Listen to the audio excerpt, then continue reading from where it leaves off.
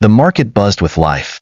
Vendors called out their wares, children darted between stalls, and the air smelled of roasted corn and spices. Amid the chaos, Wisdom pushed his old, creaky wheelbarrow through the dusty streets. His face was weathered from months of labor, and his clothes, though clean, bore the stains of hard work. "Look at him," a woman scoffed, pointing at Wisdom. "From a suit and tie to a wheelbarrow. Life is funny, isn't it?" The crowd burst into laughter. Wisdom said nothing, keeping his eyes fixed on the road ahead. Inside, he felt the sting of their words, but he'd long learned to endure. What no one knew was that the man they ridiculed had more wealth than the entire market combined. Beneath the facade of a humble wheelbarrow pusher was a billionaire silently plotting his return. "Your delivery's late," barked a vendor as Wisdom stopped in front of his stall. "Sorry, traffic," Wisdom replied, his voice calm. He unloaded the goods and pushed on, ignoring the vendor's grumbles. But as he turned a corner, a sleek black car pulled up beside him. The window rolled down, revealing Chief Eneo's stern face. "Wisdom," he said, his voice low. "We need to talk. Now." Wisdom's heart raced. He nodded, parking his wheelbarrow by the roadside and climbing into the car. As the door shut, the market's noise faded, replaced by the hum of the engine. Chief Eneo's eyes met his in the rearview mirror. "It's time to end this charade. You've suffered enough. But first, you need to know the truth about what really happened to you." Wisdom's hands clenched into fists. "I'm listening." And just like that, the wheelbarrow pusher's story took a turn no one saw coming. 2 years earlier, Wisdom had been at the pinnacle of his career. As the regional manager of Zenith First Bank, he was known for his sharp intellect, impeccable work ethic, and ability to inspire those around him. The office staff admired him, and clients trusted him. Life seemed perfect. He had a sprawling home in the heart of the city, a fleet of luxury cars, and a wife, Belinda, who loved flaunting their wealth. Their weekends were filled with high-profile social gatherings, and their names were on every guest list that mattered. For Wisdom, the future seemed secure, a seamless upward climb to even greater heights. But all that changed on a Monday morning that began like any other. Wisdom arrived at his office at 7:45 a.m. sharp, carrying his signature leather briefcase. As he stepped into the building, he noticed something odd. The usual greetings from the receptionist and security guards were absent. Instead, they avoided his gaze, whispering to each other as he walked past. His instincts told him something was wrong, but he brushed it off. Maybe there's an audit, he thought, heading to his office. When he opened the door, he froze. On his desk was a single envelope stamped with the bank's official seal. The words "termination letter" stared back at him in bold, unforgiving letters. What is this?" he murmured, tearing open the envelope. The letter was brief and cold. It accused him of embezzling millions from the bank's accounts, funds he had no knowledge of. His body went cold as he read the final line. "Effective immediately, you are relieved of your duties. Legal actions are pending." The room spun. Wisdom sank into his chair, clutching the letter. "This can't be happening," he whispered. Before he could gather his thoughts, 3 men in black suits entered his office. "Mr. Wisdom, you're required to vacate the premises immediately," one of them said, his tone devoid of empathy. "I didn't do this," Wisdom protested, standing up. "There's been a mistake. I need to speak to the board." The men exchanged glances, their faces unyielding. "Your accounts have been frozen pending investigation. Please leave, or we'll be forced to call security." Wisdom felt the weight of humiliation as they escorted him out. Every employee in the building seemed to have gathered in the lobby, watching in stunned silence. The whispers stung like needles. "Isn't that Wisdom? The regional manager? They said he stole millions. Can you imagine? How the mighty have fallen." By the time he reached the parking lot, his legs felt like lead. His car keys were taken, his company phone deactivated. He was left standing alone, clutching the termination letter. For the next week, Wisdom's life unraveled. The media picked up the story, painting him as a disgraced executive. His face was plastered on news channels and social media, accompanied by headlines like "Banking Scandal, Trusted Manager Turns Thief," and "Millions Vanished Overnight." His personal accounts were frozen, and his home was seized by the bank to recoup losses. Belinda was furious, screaming at him daily for their lost fortune. "What kind of man are you?" she spat one evening. "You had everything, and you ruined it. Do you know how people look at me now? Like I'm married to a criminal." "I didn't do it, Belinda," Wisdom shouted back, his voice breaking. "I was framed." But Belinda didn't care. To her, his innocence didn't matter. What mattered was the life she could no longer live. Her contempt only grew when Wisdom's younger brother, Daniel, refused to lend them money, claiming it was too risky. The betrayal stung more than Wisdom could bear. Over the next month, Wisdom's desperation reached new heights.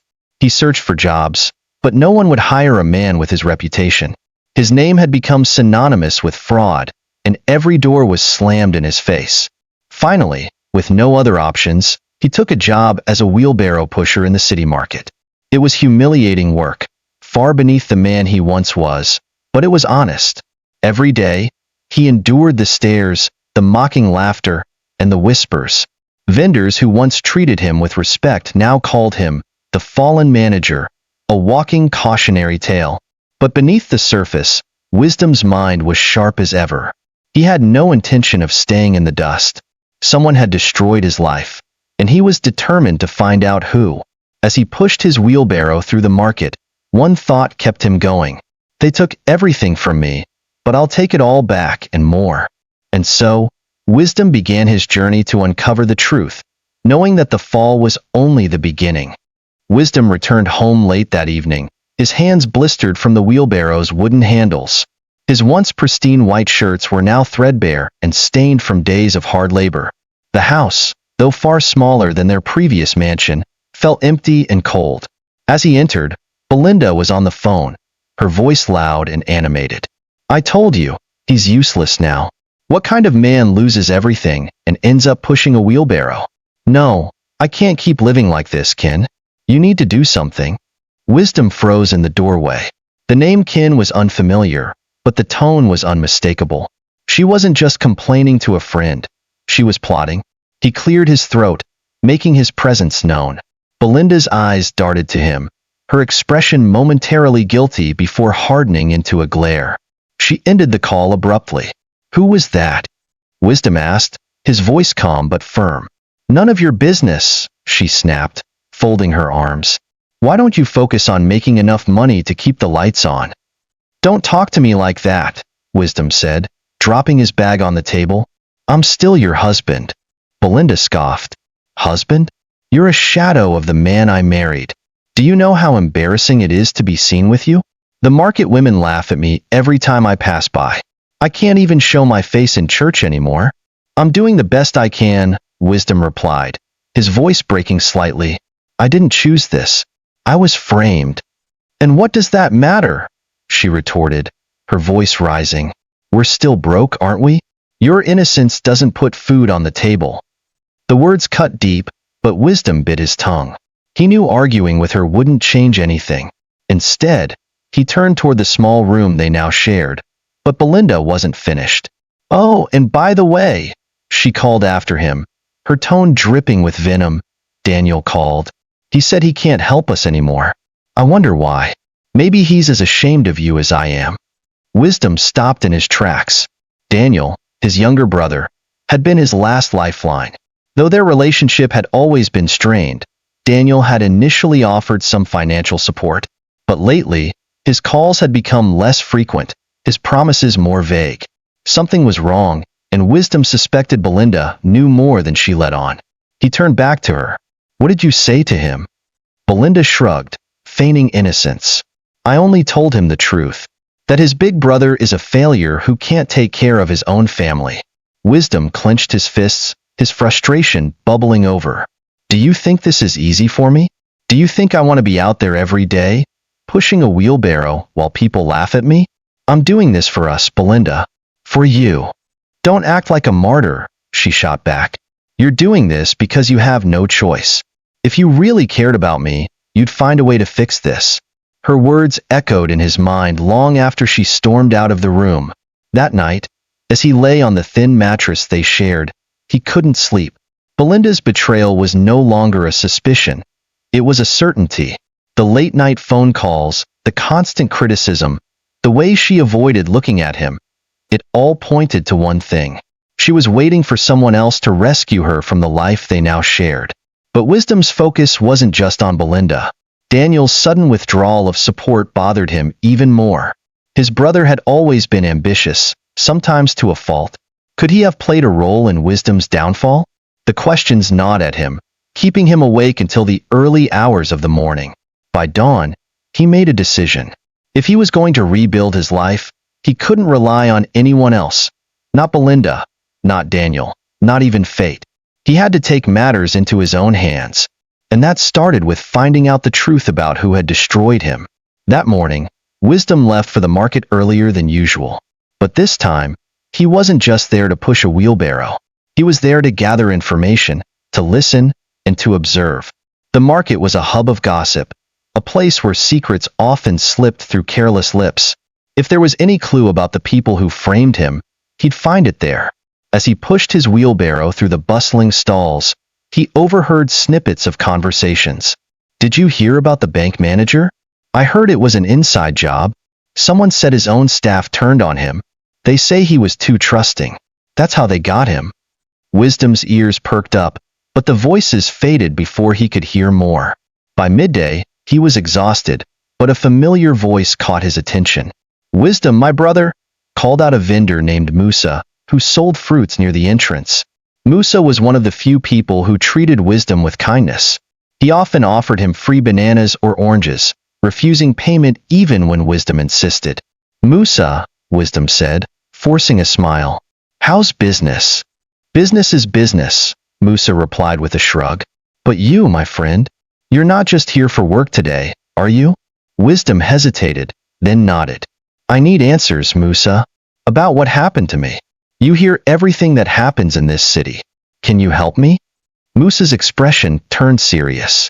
He leaned closer, lowering his voice. "I don't know much, but I've heard whispers. They say someone powerful wanted you gone. Someone who saw you as a threat." "A threat to what?" Wisdom asked, his heart pounding. "I don't know," Musa admitted. "But if you want real answers, you need to talk to someone who was inside that bank. Someone who saw it happen." Wisdom's mind immediately went to Janet, one of his former assistants. She had always been loyal, but they hadn't spoken since his dismissal. Reaching out to her could be dangerous, but it might also be his only chance. As he pushed his wheelbarrow home that evening, his resolve hardened. The pieces of the puzzle were slowly falling into place, and Wisdom knew one thing for sure. The people who had ruined him were closer than he thought. The sun was just beginning to rise as Wisdom walked to the market, his wheelbarrow rattling behind him. Today, the streets were quieter than usual, but the early morning chill did nothing to ease his simmering frustration. His thoughts lingered on Belinda's betrayal and the cryptic warning from Musa the day before.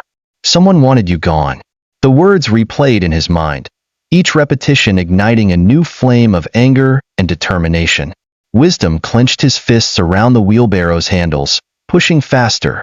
The market came alive as the day progressed, with vendors shouting and customers bargaining over prices. Wisdom had learned to navigate the chaos, maneuvering his wheelbarrow through the labyrinth of stalls, but his focus wasn't entirely on work today.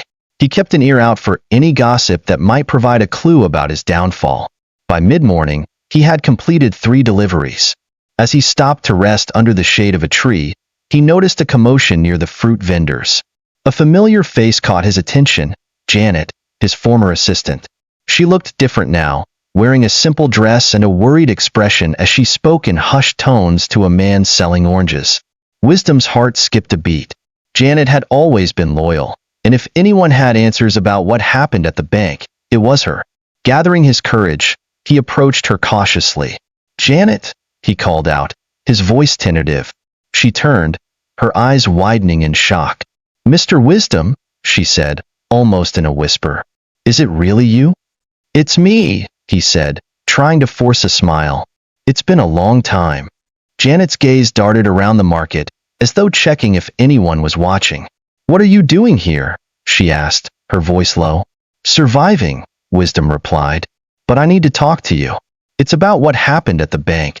Janet hesitated, then shook her head. Not here. It's not safe. Meet me at the old bus stop on 3rd Street at 6 p.m. We can talk there. Before Wisdom could respond, she walked away quickly, blending into the crowd. He stood there for a moment, a mix of hope and unease swirling in his chest. The rest of the day felt like an eternity. Wisdom continued his work, delivering goods and enduring the usual ridicule from vendors and customers alike. Look who's back! One man jeered as Wisdom unloaded a sack of yams. The great bank manager turned wheelbarrow boy. What's next? Begging on the streets? Wisdom ignored the taunts, his mind focused on the meeting with Janet. The weight of the wheelbarrow seemed lighter somehow, as though the possibility of answers had lifted a portion of his burden. By the time the sun began to set, Wisdom had finished his last delivery. He washed his hands at a public tap, changed into a cleaner shirt he kept folded in his bag, and made his way to 3rd Street.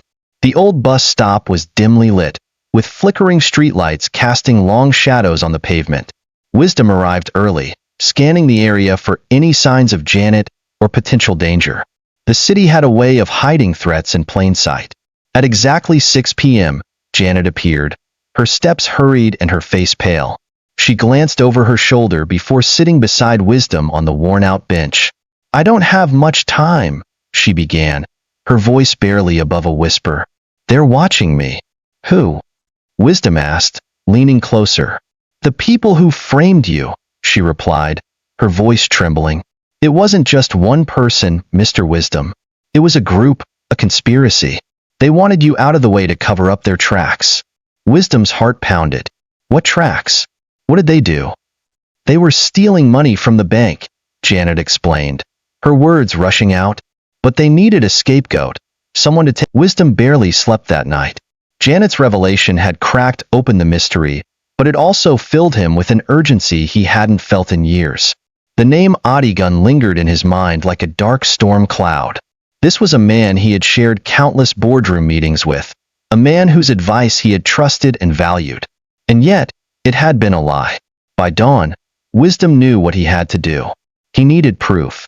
It wasn't enough to know the truth. He had to gather evidence to expose Adigun and his accomplices.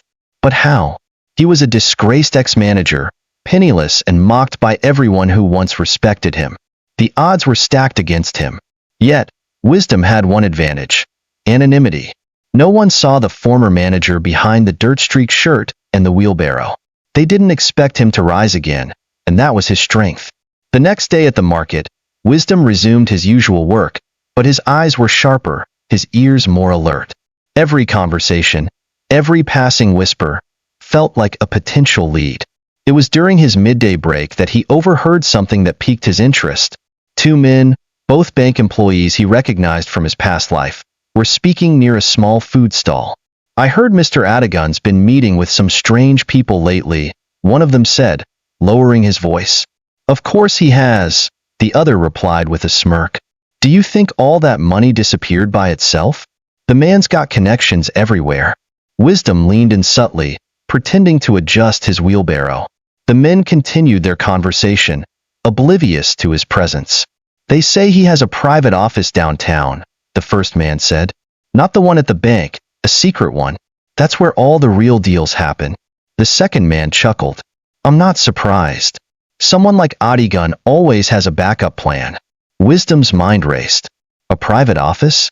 That could be where Adigun was hiding the evidence he needed. But getting access to it would be another challenge entirely. That evening, Wisdom returned home to find Belinda gone. It wasn't unusual. She often disappeared for hours without explanation. He had stopped asking questions, knowing her answers would only deepen the chasm between them. As he sat in the dimly lit room, his thoughts turned to his next move. If Adigun had a secret office, he needed to find its location. But who could he trust? His first thought was Janet, but involving her further could put her in even greater danger. No, he needed someone with fewer ties to the bank, someone who could move discreetly. His mind settled on Musa, the fruit vendor. Musa was well connected in the market and had proven to be a loyal friend. If anyone could help him gather information without raising suspicion, it was him. The next morning, Wisdom approached Musa's stall with a determined look. Musa, I need your help, he said quietly. The vendor raised an eyebrow. What kind of help? I need to find someone's private office. Someone powerful, Wisdom explained, glancing around to ensure no one was listening. Musa's expression grew serious. You're talking about Adigun, aren't you? Wisdom's eyes widened. How do you know? Everyone in this city knows, Musa replied. The man's been untouchable for years. But why are you asking about him? Wisdom hesitated. He hadn't told anyone the full extent of his plan, but he trusted Musa enough to share a portion of the truth. He's the one who ruined me, Wisdom said. I need to find out where his private office is. It's the only way I can get the evidence I need to clear my name. Musa studied him for a moment, then nodded.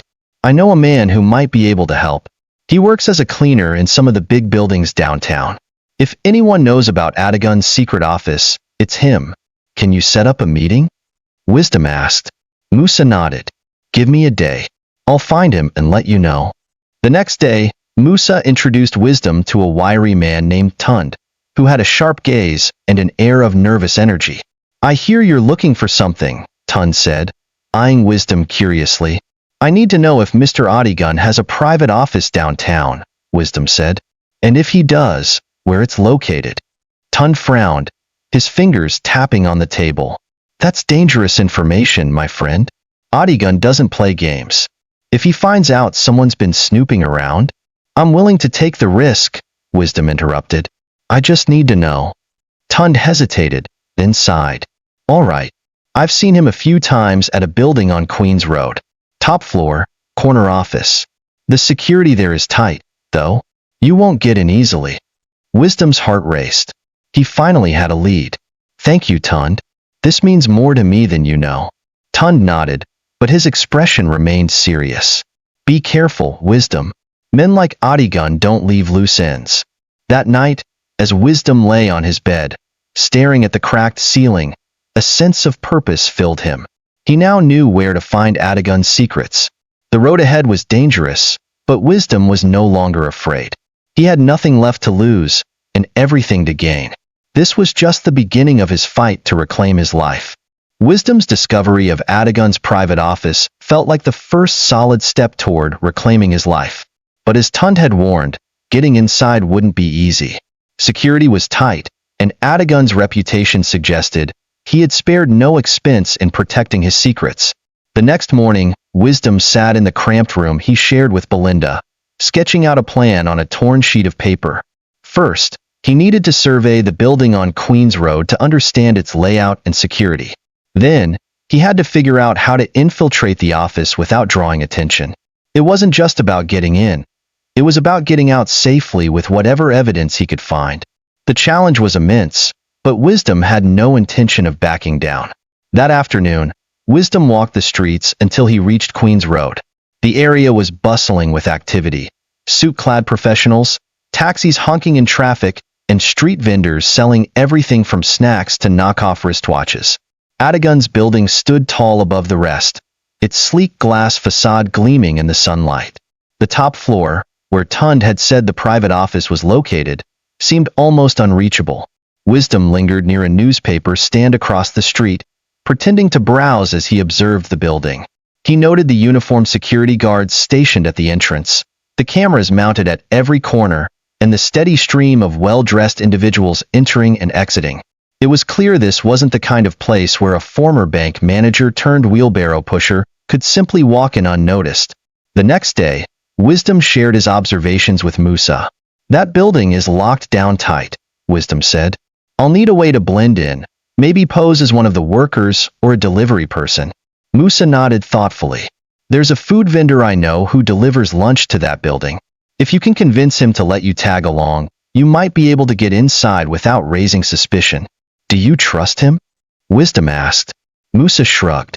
As much as you can trust anyone in this city. But you'll have to handle this carefully. If Adigun or his people suspect anything, it's over. By the end of the week, Wisdom had managed to strike up a conversation with the food vendor, an older man named Bayo. It took some convincing, but Wisdom's desperate sincerity eventually won Bayo over. Fine, Bayo said, wiping his hands on his apron. You can come with me tomorrow, but you'll carry the heavier trays. And if anyone asks, you're just my helper for the day." Wisdom nodded eagerly. "Thank you, Beo. You won't regret this." The next morning, Wisdom dressed in plain clothes, blending in with the other workers on the street. He met Beo at his small roadside kitchen, where they loaded trays of steaming jollof rice, fried plantains, and grilled chicken into a cart. As they approached the building on Queens Road, Wisdom's heart pounded. The security guards gave them a cursory glance before waving them through, their attention more focused on their phones than the workers entering the building. Inside, the lobby was as opulent as Wisdom had imagined. Marble floors, high ceilings, and polished steel accents. He followed Beo closely, keeping his head down as they entered the elevator. "Top floor," Beo whispered as he pressed the button. "That's where the big shots eat." Wisdom nodded, his palms sweaty. When they reached the top floor, Wisdom's senses went into overdrive. The corridor was quiet, the air conditioned to an almost uncomfortable chill. Beo led him to a small kitchenette where the food trays were placed on a counter. "This is where I stop," Beo said, giving Wisdom a pointed look. "Don't wander off, or we're both in trouble." Wisdom nodded again, but as soon as Beo stepped out of sight, he moved. He walked down the hallway, his eyes scanning for any sign of Adegun's office. It didn't take long to find it, a sleek wooden door at the end of the corridor, with a brass nameplate that read Private Office. Taking a deep breath, Wisdom reached for the handle. It was locked, as expected. He glanced around, his heart racing as he searched for another way in. Then he noticed a small cleaning cart parked nearby. On top of it was a set of keys, likely belonging to the janitor. Wisdom hesitated. Taking the keys would be risky. If the janitor returned, it could blow his cover. But this was his only chance. Steeling himself, he grabbed the keys and quickly tried each one on the door. The third key worked, and the door clicked open.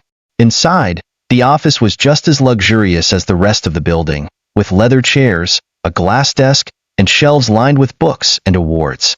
But Wisdom wasn't there to admire the decor. He began searching, his hands moving quickly but carefully through drawers and cabinets. Finally, he found a folder marked confidential. Opening it, he scanned the documents inside, his eyes widening as he read. It was all there. Evidence of embezzlement, fraudulent transactions, and even correspondence implicating other senior executives. Wisdom's hands trembled as he slipped the folder into his bag. He had what he needed. But as he turned to leave, the door suddenly opened. Standing there was a man in a tailored suit, one of Adegun's enforcers. "Well, well," the man said with a cold smile. "What do we have here?" Wisdom's heart sank. He was caught. The man in the tailored suit stepped into the room, his presence commanding and cold. His dark eyes scanned Wisdom with a mixture of amusement and suspicion, his lips curling into a knowing smirk. Wisdom's heart pounded in his chest. He could feel the sweat gathering on his brow, and every inch of his body screamed to run. But he stood frozen, his mind racing for a way out. "Who are you?" the man asked, his voice low and steady, as though he was already certain of the answer but wanted to see how Wisdom would respond. Wisdom swallowed hard. I'm just a worker. I was bringing food. I got lost." The man raised an eyebrow, clearly unconvinced. "Lost?" he repeated, his tone dripping with sarcasm. "In an office building on the top floor, with no one else around? How convenient." Wisdom's mind scrambled, but his mouth found the courage to speak. "I'm just here to do my job. I don't know anything about this place, I swear." The man stepped closer, and Wisdom could feel his breath hitch. The stranger's gaze narrowed as he scanned the room, his eyes pausing on the bag at Wisdom's side. "You know," the man said slowly, "we don't take kindly to intruders here, especially ones who seem to know exactly where the private office is." Wisdom's mind was racing, but his instincts screamed at him to keep calm.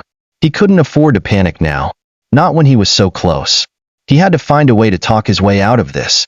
"Look," Wisdom said, his voice strained but trying to sound as innocent as possible. "I'm not here to cause trouble. I made a mistake. I didn't mean to be in here." He lifted his hands in a gesture of submission. "Just let me go. I'll leave. I won't say anything." The man didn't respond right away. He continued to stare at Wisdom, sizing him up like a predator eyeing its prey. For a moment, Wisdom thought he could feel the man's suspicions growing. But then, as if making a decision, the enforcer relaxed. "Do you have any idea what you're messing with?" the man finally asked. His voice was almost casual now, though there was an undeniable menace in it. Wisdom remained silent, but his heart was thudding against his chest. The man looked around the room again, his eyes stopping briefly on the folder Wisdom had hidden inside his bag. "I don't think you understand just how far-reaching this place is. You think you're playing a game, but you're not." There was a pause, and the man reached into his jacket pocket. Wisdom's breath caught in his throat, fearing he might be about to pull out a weapon. But instead, the man retrieved a phone and held it up. "You're not as clever as you think. You don't just walk into Adegun's world without consequences." He dialed a number and spoke in a low, almost disinterested tone. "We have a visitor. I think we need to have a talk with him." Wisdom's mind raced. There was no time left. If Adegun's people were coming, he'd be caught and dragged into a situation that could cost him everything. He needed to act now. Before the man could finish his call, Wisdom sprang into action. He hurled the contents of his bag, tools, papers, whatever he could grab, across the room, distracting the enforcer just long enough for Wisdom to make a break for it. "Stop!" the man yelled, his voice filled with rage. But Wisdom didn't look back. He dashed toward the door, weaving between the office furniture. His legs moved faster than they ever had before, adrenaline coursing through him. He reached the hallway and sprinted toward the elevator, but the sound of heavy footsteps followed closely behind. The enforcer was fast. Wisdom reached the elevator bank and jammed the button for the ground floor. But the doors didn't open fast enough. The enforcer was closing in. As the elevator doors slid open, Wisdom shoved himself inside, just as the man's hand reached out to grab him. "Going somewhere?" the enforcer growled. But the doors closed just in time, and Wisdom's heart skipped a beat as the elevator began its descent. He leaned against the wall, gasping for breath. The near miss had left him shaken, but the rush of escape made him feel alive. The elevator hit the lobby, and Wisdom stepped out quickly, scanning the area for any sign of pursuit. The lobby was bustling with people, and he blended in effortlessly, his heart still racing. He was in the clear, for now, but his mind was already moving, planning his next step. He needed to get out of the building and figure out what to do with the folder. No matter what, he couldn't let Adegun's men catch him. As he walked briskly toward the exit, he caught sight of Bayo waiting near the food cart, looking slightly annoyed. "Where did you disappear to?" Bayo asked, raising an eyebrow. I got lost in the building," Wisdom said, trying to sound calm. "Let's go." They stepped out of the building together, and Wisdom didn't relax until they were several blocks away. He hadn't realized how tense he'd been until the weight of the situation started to settle. Once they were safely in a quieter alley, Wisdom opened his bag and retrieved the folder. His hands trembled as he flipped through the pages. The evidence was damning. Adegun's criminal activities were laid bare in black and white. But now, Wisdom had to make the most crucial decision of his life. How would he use this information? The threat of Adegun's wrath was no small matter. But Wisdom couldn't back down now. He would expose Adegun, no matter the cost. But first, he needed to find a way to protect himself and ensure that the documents got into the right hands. And most importantly, he had to figure out how to stay one step ahead of the man who now knew he was a threat. Wisdom's mind was racing as he walked away from the alley, the weight of the folder pressing heavily in his bag. He knew that his life was now in the hands of that one small collection of documents. The information inside could bring Adegun down, if he could get it to the right people. But the stakes were higher than ever. If anyone found out he had what was in that folder, it would be the end of him. His first thought was to find a safe place to hide the folder. The last thing he needed was to be caught with it in his possession. Musa, with his street connections, came to mind. But Wisdom knew he had to be cautious. He couldn't risk involving too many people. His hands gripped the bag tightly as he walked down the street, lost in thought. The sound of footsteps echoed behind him, snapping him out of his trance. He turned around, his pulse quickening. But it was only a group of pedestrians, chatting and laughing as they walked by. He let out a breath, feeling the tension ease, only for it to return as quickly as it had left. Adegun's people were everywhere. Every stranger on the street could be an informant. Every corner held the potential for danger. Wisdom's mind kept coming back to the same thought. How could he get the information out without exposing himself? Later that evening, Wisdom found himself in a quiet corner of the market, trying to think through his options. He needed help. Not just any help, but someone who could make this disappear without anyone knowing it was him. Someone who had connections, who could take the documents and use them to expose Adigun in a way that would leave no trace back to him. He thought about Tund, the janitor who had helped him access Adigun's office. The man was a risk, but his knowledge of the building, and his ability to move unnoticed, could be invaluable. If Wisdom could meet him again, perhaps they could figure out a plan together. But just as he was about to take out his phone to call Musa, he noticed a familiar face across the market. Belinda. Wisdom's heart sank. What was she doing here? He hadn't seen her in days, and he wasn't ready to face her. Not now. Belinda, with her perfectly manicured appearance, was walking briskly towards a vendor. She seemed oblivious to the fact that Wisdom had seen her, her eyes focused on something in her hands. Wisdom quickly ducked behind a stall, trying to remain unseen. He couldn't afford to let her know what he was up to. She might tell Adigun's people, or worse, use it to her advantage. But he couldn't ignore the feeling that had been gnawing at him ever since she had turned her back on him. Belinda had never been supportive, never truly cared about him beyond his wealth. Yet, there was something more to her than the image she projected. Was she involved in Adigun's schemes, or was it all just a coincidence that she showed up here, at this exact moment? The next morning, Wisdom woke up with a deep sense of unease. The world seemed smaller now. Every street, every alley, every person felt like a potential threat. He couldn't trust anyone completely, not even Musa. And certainly not Belinda.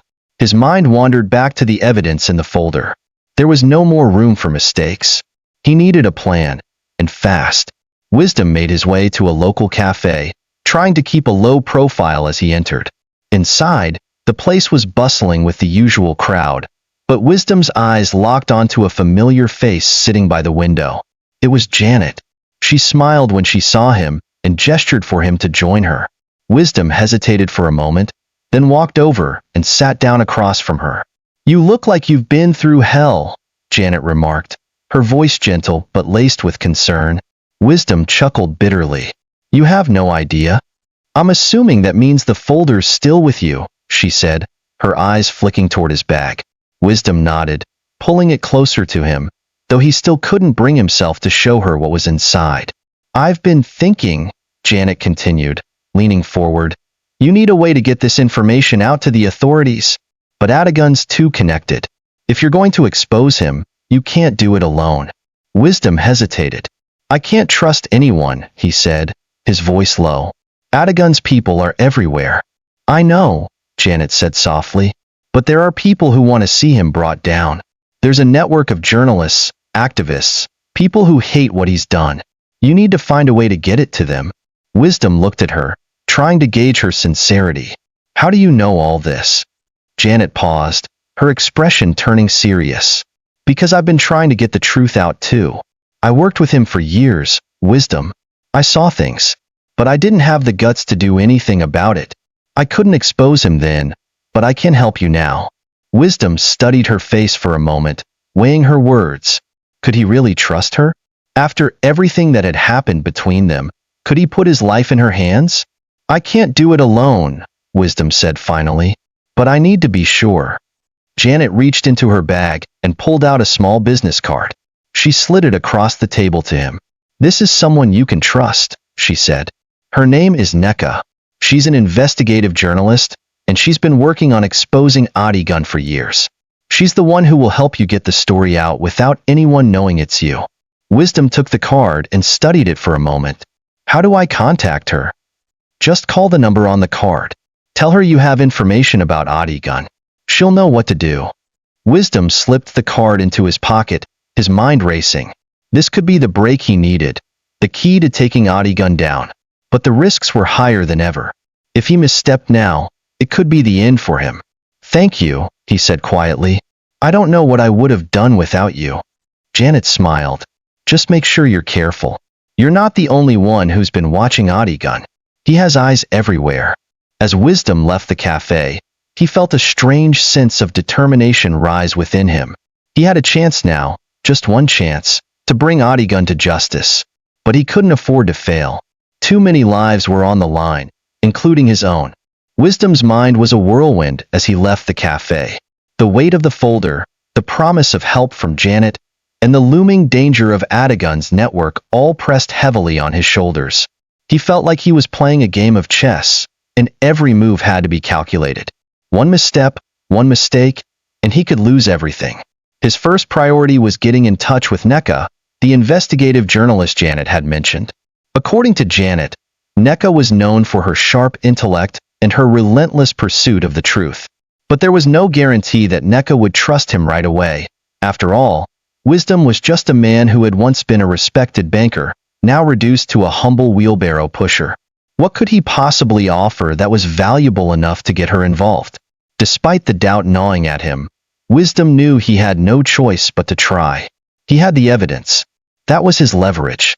The phone call was the hardest part. Wisdom's hands were clammy as he dialed the number from Janet's card. He had rehearsed what he would say, but the words felt foreign when he finally spoke them aloud. "Hello, is this Nneka?" "Yes, who's this?" came the response, her voice steady but cautious. "My name is Wisdom," he said, trying to steady his nerves. "I have information about a man named Adigun. I need your help." There was a long pause on the other end of the line. Wisdom could hear the faint sound of typing in the background, and he could practically hear Nneka evaluating him, deciding whether he was genuine or just another person trying to get attention. "Adigun," she finally replied, her tone more focused. "The businessman? What information do you have, and why should I believe you?" Wisdom took a deep breath. He could feel the gravity of the moment. If he messed this up, there would be no second chances. "I used to be a bank manager. I lost everything because of him. I have documents, evidence of his criminal activities, money laundering, fraud, embezzlement. It's all there. I can get it to you. But I need your help to expose him." Another long pause. Wisdom could almost hear her thinking. "I'll meet you," she said finally. "Where and when?" The meeting was set for the following evening at an abandoned coffee shop on the outskirts of town. Wisdom's nerves flared again as he prepared for the encounter. The place was secluded, which was perfect for their purposes, but it also meant there would be fewer witnesses if something went wrong.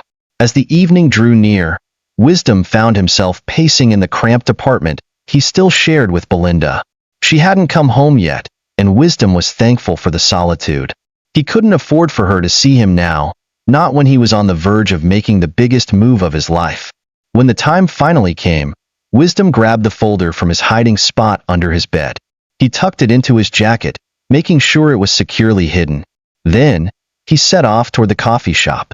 The walk was long, and Wisdom couldn't shake the feeling that someone was following him. His footsteps echoed in the quiet streets, and his mind raced with scenarios of what could go wrong. Adigun's people were always watching. If he wasn't careful, he could be walking straight into a trap. When he reached the coffee shop, the door was slightly ajar. Wisdom hesitated before pushing it open, scanning the dim interior. The place was empty, save for a lone figure sitting at a table near the back. She had her back to him, but Wisdom knew immediately it was Nneka. Her calm posture, her professional demeanor, all told him that this was the woman Janet had described. He approached the table cautiously, and Nneka turned her head just enough to acknowledge his presence. "Are you Wisdom?" she asked, her voice calm, though her eyes were sharp, evaluating him as if trying to gauge the truth of his words. Wisdom nodded. "I have what I promised," he said quietly, sitting down across from her. "The evidence. It's all in this folder." He pulled the folder from his jacket and placed it gently on the table. Nneka didn't reach for it immediately. Instead, she studied him for a moment longer, her gaze calculating. "You don't look like someone who would risk his life for something like this," she said finally, her tone neutral. "Why are you doing this? What do you expect to gain from it?" Wisdom paused, considering the question. "I lost everything because of him," he said softly. "My career, my reputation, my family. Adigun took it all, and I want him to pay for what he's done. I don't want anything for myself. I just want to see him brought down. Nneka regarded him for a moment longer before finally reaching for the folder. She opened it carefully, scanning through the documents inside. Her expression remained unreadable, but Wisdom could see the faint flicker of recognition in her eyes as she reviewed the information. This is substantial, Nneka said after a long moment. You weren't exaggerating. Wisdom exhaled, relieved that she hadn't dismissed him outright. So, what happens now? He asked. Nneka closed the folder, placing it back on the table between them. She looked at him intently. Now, we make sure this gets into the right hands, she said. But we need to be careful. If Adigun finds out we're involved, we're both dead. Do you understand? Wisdom nodded. I know. I've already been through too much to back out now. Nneka leaned forward, her voice lowering. Good. I have a contact within the media who can get this out to the public. But we'll need to move fast, and we'll need to cover our tracks. If Adigun's men find out, there's no telling what they'll do. Wisdom felt a surge of determination. This was it. He had taken the first step toward bringing down the man who had destroyed his life. We'll do whatever it takes, he said, his voice firm. Nneka nodded, standing up. I'll take it from here. But you stay out of sight for a while. Don't go near your old workplace. Don't contact anyone. Just keep a low profile. Wisdom watched her leave, his heart pounding in his chest. He had taken the risk, and now it was in Nneka's hands. As he left the coffee shop and stepped into the cool night air, Wisdom knew that this was only the beginning. Adigun would fight back, but Wisdom was ready. He had nothing left to lose, and everything to gain. The days that followed were a blur of waiting and uncertainty. Wisdom couldn't shake the feeling that he was on the edge of something monumental, but he had no idea how it would all unfold. His life, once filled with the predictable rhythm of work and wealth, was now governed by paranoia. Every noise, every glance from a passerby, seemed charged with hidden meaning. Was someone watching him? Was Adigun's network closing in on him? He spent most of his time holed up in the small apartment he'd managed to rent under a false name. Belinda hadn't returned since the night of their argument, and for that, Wisdom was thankful. The last thing he needed was her constant complaints, or, worse, her betrayal. Each day, he waited for news from Nneka. She had assured him that things were moving, but he had no way of knowing if the documents had made it to the right people or if Adigun's forces had already found out about the leak. He couldn't afford to leave the apartment, couldn't risk getting caught. But on the fourth day of silence, just as his nerves were beginning to fray, his phone rang. It was Nneka. Wisdom's heart skipped a beat as he answered, trying to mask the anxiety in his voice. Hello? Wisdom, we've made progress, Nneka said. Her voice was steady, but there was a tension in her tone that made him sit up straighter. I've spoken to my contacts. The story is going to break tomorrow. The evidence you provided has been verified, and we're ready to release it to the public. Relief washed over him, but it was quickly followed by a wave of fear. What does that mean? Will they find out who I am? Nneka hesitated before responding.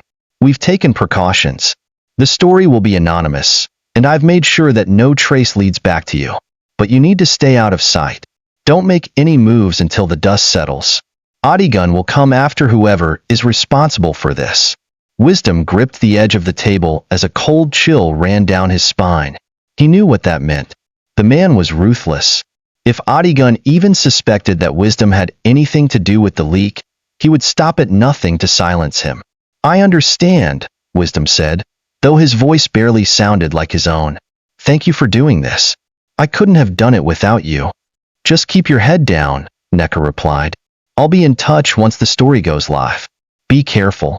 That night, Wisdom barely slept. His mind raced with every possible outcome.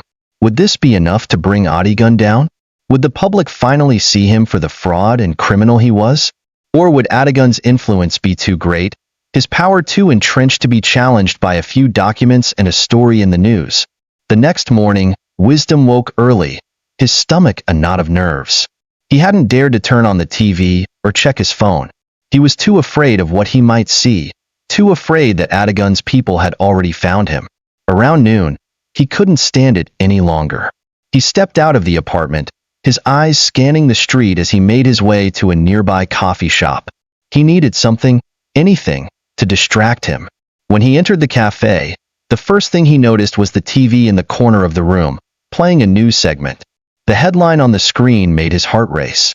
Corruption scandal rocks the business world. The hidden crimes of Adigun Enterprises. Wisdom froze, his breath catching in his throat. The story was out. The world now knew what Adigun had been hiding. He took a seat at a small table near the TV, his eyes locked on the screen. The news anchor's voice was steady but filled with gravity as she spoke. In an exclusive investigation, a whistleblower has revealed evidence of widespread fraud, money laundering, and embezzlement within one of the country's most prominent businesses, Adigun Enterprises. Documents obtained by our investigative team show that the company has been involved in illegal financial schemes for over a decade. The evidence points directly to the CEO, Adigun, whose lavish lifestyle and wealth are under intense scrutiny. Authorities are now investigating the full extent of the company's crimes, and calls for accountability are growing. Wisdom's pulse quickened as he watched the footage. It was everything they'd planned, everything he'd risked his life for. His hands trembled as he took out his phone and scrolled through the news feed. There were already dozens of articles, all linking Adigun to the corruption scandal. The pressure was mounting, and soon, the world would know what he had done. He wasn't alone in the cafe. A group of patrons were gathered around, whispering among themselves as they watched the report. The weight of the story was heavy in the air, and Wisdom knew that this was only the beginning. The media storm was just starting, and soon, the whole country would be talking about Adigun's downfall. As the day wore on, Wisdom couldn't shake the feeling that things were spiraling out of his control. He knew that once the story broke, there was no going back. The question now wasn't whether Adigun would retaliate. It was how far he would go to protect his empire. Wisdom returned to his apartment later that evening, his mind racing with the possibilities. He knew he had done the right thing, but the fear that had been gnawing at him for weeks refused to let go. What if they came for him next? What if Adigun's men found out who he was? He couldn't stay in the apartment much longer. It was too dangerous. He needed to leave the city, go somewhere where no one could find him. But where? Where could he go to disappear completely? As Wisdom paced back and forth, his phone buzzed on the table. He snatched it up quickly, his heart skipping a beat when he saw the name on the screen. It was Neka. He answered the call immediately. Neka, what's happening? Wisdom, we have a problem, Neka said, her voice tight with urgency. Adigun's people are already making moves. I've just gotten word that they're searching for you. You need to get out of there. Now. The cold knot in Wisdom's stomach tightened, and his breath quickened. He had known this day would come, but the reality of it was harder to face than he'd imagined. Where can I go? Wisdom asked, his voice barely above a whisper. I'm working on it, Neka replied. But for now, stay low. Don't trust anyone. I'll reach out when I have a plan. The line went silent as Neka ended the call. Wisdom was left staring at his phone, the weight of her words settling over him like a dark cloud. Adigun was coming for him, and this time, there would be no escape unless he acted fast.